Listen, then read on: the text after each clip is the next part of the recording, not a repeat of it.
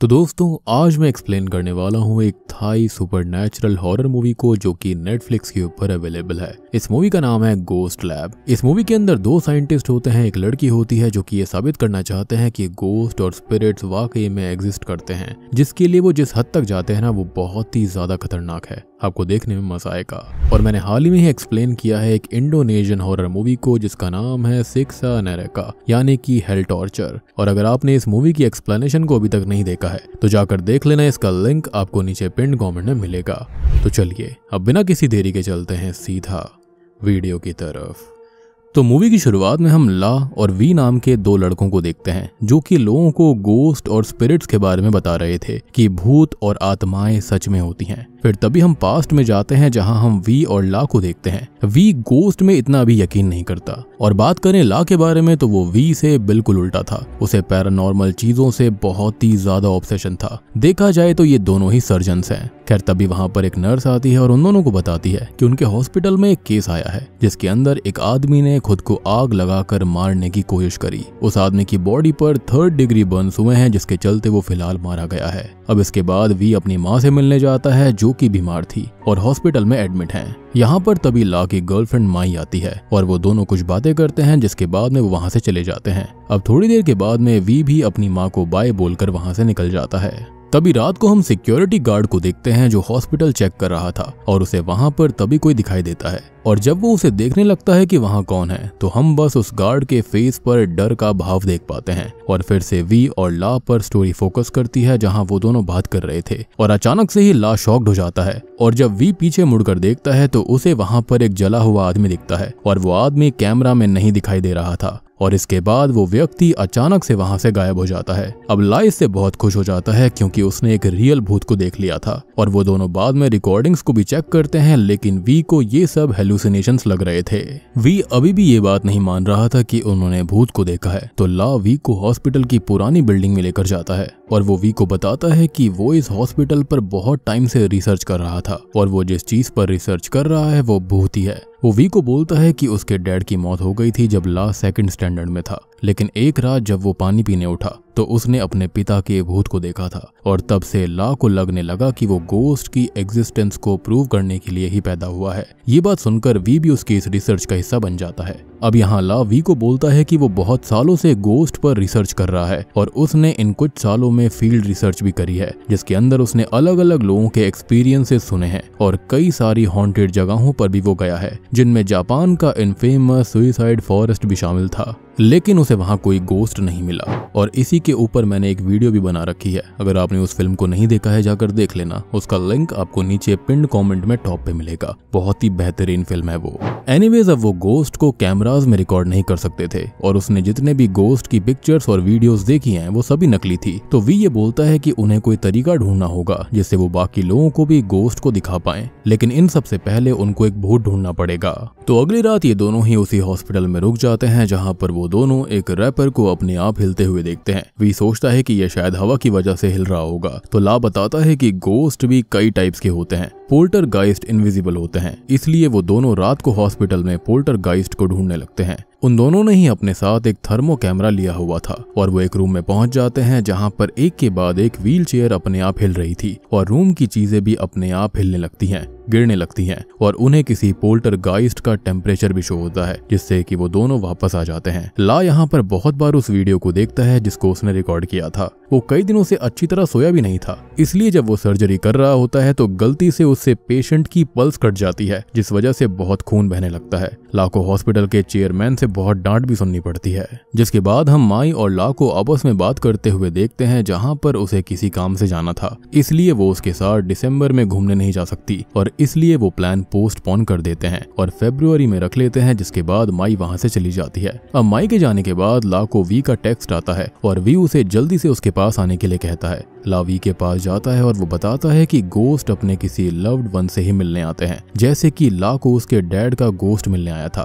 तो इस बात को सुनकर ला उसी हॉस्पिटल की एक कैंसर पेशेंट को डेट करने लगता है ताकि जब वो लड़की मारी जाए तो वो मरने के बाद ला से गोस्ट बन के मिलने आएगी। लेकिन इसी बीच वी को डॉक्टर का कॉल आता है और और वी वहां से भागकर डॉक्टर के पास चला जाता है। अब वहां जाकर उसे डॉक्टर से पता चलता है कि उसकी माँ की मृत्यु हो चुकी है। वी इससे बहुत दुखी होता है, लेकिन वो इस एक्सपेरिमेंट को करने के लिए ला को कहता है और बोलता है कि जब रात को उसकी माँ का गोश्त उससे मिलने आएगा तब वो उसे रिकॉर्ड कर ले। अब वी अपनी माँ को आखिरी बार गुड बाय कहता है और ला उस रूम में कैमरा फिट कर देता है और जब रात को वी सो रहा होता है तो उसे अपनी माँ का भूत दिखाई देता है, लेकिन वो अगले ही पल वहां से गायब हो जाती हैं। अब वी अपनी माँ की मौत से बहुत ही ज्यादा डिप्रेशन में था और एक दिन वो आता है और ला को ये कहता है अगर वो कैंसर वाली लड़की मर भी गई तो क्या पता वो भी एक पल के लिए आए और वहां पर गायब हो जाए। इसलिए अब वी अपनी जान देगा और वो गोस्ट बन के ला के लिए वापस आएगा। लेकिन ऑब्वियसली ला इन सब के लिए राजी नहीं होता। वो कहता है कि वी की जगह वो मारा जाएगा और वापस आएगा गोस्ट बनके। वो दोनों ही इस पर नहीं मानते तो वो कॉइन को फ्लिप करके डिसीजन लेते हैं और अब वी को मरना था।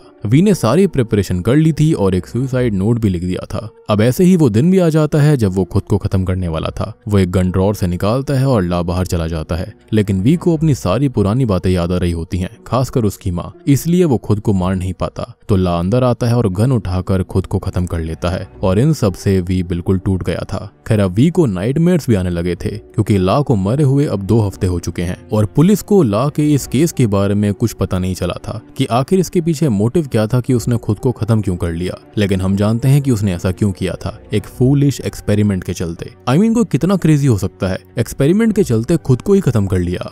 अब तभी वी ला के फ्यूनरल पर जाता है जहां पर वो ला की माँ से मिलता है और उसकी माँ भी बहुत दुखी थी। फिर हम देखते हैं माई को वो वी से ये पूछती है कि वी को कुछ तो पता होगा कि आखिर ला ने ऐसा क्यों किया, तो वो कहता है कि उसे कुछ नहीं पता। खैर अब बहुत दिन बीत जाते हैं और ला का गोस्ट अभी तक वी को नहीं दिखा था, तो वी भी डिप्रेस्ड होकर बिल्डिंग से कूदने जाता है, लेकिन तभी कोई इनविजिबल फोर्स उसे पकड़ लेती है और वो इनविजिबल फोर्स ला की स्पिरिट थी। वो वी को अपने पीछे लैब तक लेकर जाता है। वी सोचता है कि अगर वो खुद को हर्ट करने की कोशिश करेगा तो शायद ला उसके सामने आ जाए और उसे बचा ले, और होता भी ऐसा ही है। जब वी अपनी फिंगर काटने की कोशिश करता है तो ला का भूत उसे बचा लेता है। अब ला की स्पिरिट लैपटॉप में टाइप करके वी को ये बोलती है कि वो उसकी माँ के घर पर जाए। अब अगले दिन वी उसके घर पर जाता है और ला की माँ और उसकी बहन से मिलता है। वो ला की माँ को ये कहता है कि उसने उसके सपने में आकर ये कहा है कि वो उनके आसपास ही है, जिससे कि उन सबको गूज बम्स आने लगते हैं, और ये देखकर ला की माँ रोने लगती है। तो ला की बहन ये कहती है कि वी वहां से चला जाए, लेकिन तभी ला की मॉम उसे डिनर करने के लिए रोक लेती है और जब रात में वी डिनर कर रहा होता है तो वो बोलता है कि उसे खाना काफी अच्छा लगा। अब वी तभी ये बोलता है कि ला की माँ को अपना एक रेस्टोरेंट खोलना चाहिए, और वो बताती भी है कि ला भी ऐसा ही कहा करता था, और तब जाकर ला की मॉम थोड़ा सा शांत होती है। जिसके बाद वी वापस आने लगता है और ला उसे टाइप करके बताता है कि उसके जाने का टाइम आ चुका है, और वो गायब हो जाता है। लेकिन ला की रिसर्च अभी भी कंप्लीट नहीं हुई थी और वी ला की रिसर्च को कंप्लीट करना चाहता था, तो वो वापस से लैब में आकर फिर से अपनी फिंगर काटने की कोशिश करता है ताकि ला फिर से उसे बचाने आएगा। लेकिन ऐसा नहीं होता और वी की फिंगर उसके हाथ से अलग हो जाती है। एक डॉक्टर उसकी फिंगर उसके हाथ से जोड़ भी देता है, और जब वी बाहर आता है तो बाहर माई होती है और वो वी से ला के लैपटॉप के बारे में पूछती है। वो कहता है कि उसे उसके बारे में कुछ नहीं पता, जिसके बाद माई वहां से चली जाती है। लेकिन जब वी लैब में जाता है तो उसे वहां ला का लैपटॉप कहीं नहीं मिलता, क्योंकि वो लैपटॉप वो अपने साथ ले गई थी। ये बात वी को भी पता चल जाती है, तो वो जल्दी से माई के घर पर जाता है और उसे कहता है कि ये लैपटॉप उसकी कार की डिग्गी में था और वो बहुत डर गया था, इसलिए उसने इसके बारे में किसी को नहीं बताया। अब माई उसे अंदर बुला लेती है और वी ये कहता है कि उसे ला के लैपटॉप को अनलॉक करवाना होगा, लेकिन माई बोलती है कि वी उससे झूठ बोल रहा है। तो वी बोलता है कि ला उसका भी दोस्त था, और माई तभी ला की मौत के लिए खुद को गिल्टी मानने लगती है। वो बहुत जोर जोर से रोने लगती है कि तभी लैपटॉप अपने आप अनलॉक हो जाता है और ला वी को सब कुछ सच बताने के लिए बोलता है टाइप करके। लेकिन वी लैपटॉप उठाकर वहां से चला जाता है ये बोलकर कि वो इसको अनलॉक करवाने जा रहा है। अब लिफ्ट के अंदर ला की स्पिरिट उसे बार बार माई को सब कुछ सच बताने के लिए कहती है, लेकिन वी ये बोलता है कि वो माई को कुछ भी सच नहीं बताएगा, और ला इस बात से गुस्से में आ जाता है और उसकी स्पिरिट लिफ्ट को नीचे गिराने लगती है। लेकिन तभी अचानक लिफ्ट रुक जाती है और वी किसी तरह से लिफ्ट खोलकर बाहर निकलने लगता है, जिसके बाद लिफ्ट ऑन हो जाती है।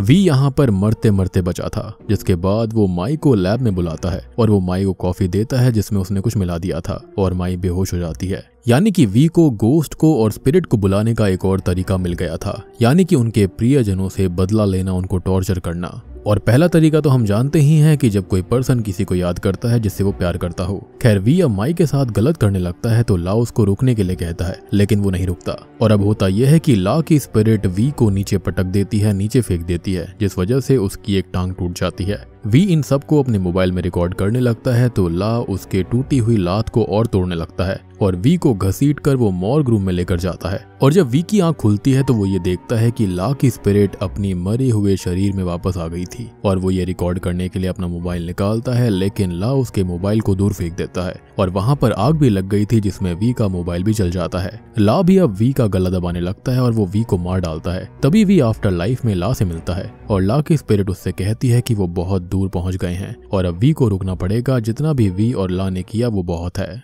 और अब ला यहाँ पर वी को आखिरी बार गुड बाय बोलता है और वी देखता है कि ला उसे वापस लाने की कोशिश कर रहा है और जैसे ही वी की सांसें चलने लगती है ला वहां से चला जाता है। फिर सीन हॉस्पिटल में शिफ्ट होता है और डॉक्टर बताता है कि वी इमोशनली अनस्टेबल था और इसलिए ये सब हुआ। फिर हम देखते हैं कि वी डिस्चार्ज होकर घर आ जाता है और ला और उसकी रिसर्च को वो डिलीट कर देता है और वो माई के पास जाता है और जो कुछ भी हुआ वो उसके लिए उससे माफी मांगता है और वो उसे उसका लैपटॉप भी दे देता है, यानी कि ला का लैपटॉप। माई अब ये कहती है कि उसको पता है कि वी काफी इमोशनली अनस्टेबल था और जब वो बेहोश हुई थी तब ला उससे सपने में मिलने आया था और उसके हाथ में उसने एक मैगजीन दी थी जिसमें ला और वी की फोटो थी। अब यहाँ पर हमें एक और शॉकिंग बात पता चलती है। असल में ला ने आफ्टर लाइफ में वी से ये बोला था कि अभी भी वी के पास उनका सपना सच पूरा करने का एक मौका है और वी ने उनकी रिसर्च डिलीट नहीं की थी बल्कि उसे पब्लिश किया था। और यहाँ पर वी ला के साथ बिताए हुए सारे मोमेंट्स याद करता है कि कैसे उसने इस रिसर्च के लिए अपनी जान दे दी थी और उसके बदले वो कैसा गलत काम करने वाला था।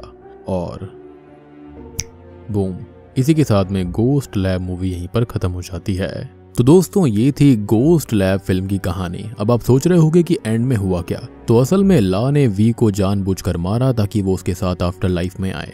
अब आफ्टर लाइफ में आने के बाद उन दोनों ने एक दूसरे को समझाया, या फिर ये कहें कि ला ने वी को समझाया कि वो जो कुछ कर रहा है वो गलत है। अपने एक्सपेरिमेंट के लिए किसी और लड़की की इज्जत के साथ खेलना गलत था और उसे अपनी चीजों को सही करना पड़ेगा और उनके पास अभी भी एक मौका है इन सब चीजों को सही करने का। अब ऑब्वियस सी बात है कि जो ला था वो तो काफी टाइम पहले ही मारा गया था, लेकिन वी अभी तक पूरी तरह से मरा नहीं था, वो खाली अनकॉन्शियस था, जिसके चलते उसकी स्पिरिट वापस उसकी बॉडी में आ जाती है। और ये मूवी खाली हमें ये नहीं सिखाती कि गोस्ट या फिर स्पिरिट्स होती हैं, बल्कि ये भी सिखाती है कि कैसे एक इंसान किसी चीज के पीछे पागल हो जाता है और उसके लिए किसी भी हद तक जा सकता है। जैसे कि ला ने खुद को ही खत्म कर लिया इस चक्कर में, जो कि बहुत ही अजीब बात थी। उसे वी पर भरोसा था कि वो सब कुछ साबित कर देगा और उसकी स्पिरिट वापस से वी के पास आएगी, लेकिन वी ने भी यहाँ पर इन चीजों को साबित करने के लिए माई का गलत इस्तेमाल किया। इनफैक्ट वो बहुत ही ज्यादा गलत चीजें एंड में कर रहा था, जिसके चलते एंड में उसको एहसास हुआ जब वो आफ्टर लाइफ में ला से मिला था। तो दोस्तों ये थी गोस्ट लैब फिल्म की कहानी, जो कि एक थाई हॉरर मूवी है। उम्मीद करता हूँ कि आपको पसंद आई होगी। अगर आप इस मूवी को देखना चाहते हैं तो आप नेटफ्लिक्स के ऊपर जाकर इसे देख सकते हैं। तो मैं आप सबको मिलता हूँ अगली वीडियो के साथ में, तब तक के लिए